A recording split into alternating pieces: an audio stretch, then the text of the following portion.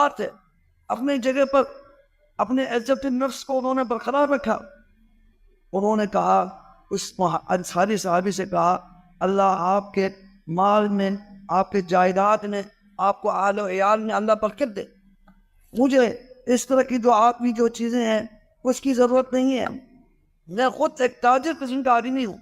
اگرچہ میرے سارے جائیداد میں مکہ میں چھوڑ کر آیا ہوں، وہ تو میرے لیے حرام ہے. میں اپنے جائیداد کے پیچھے دوبارہ میں نہیں جا سکتا. جو مہاجر کیا ہوتا تھا، جو ہجرت کر کے اپنے جائیداد چھوڑ دینا، وہ دوبارہ اس جگہ پہ نہیں جا سکتے.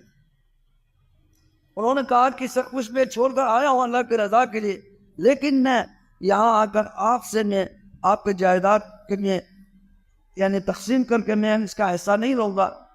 آپ کو اللہ تعالیٰ برکت دے. ان کے لیے بڑی دعائیں کی.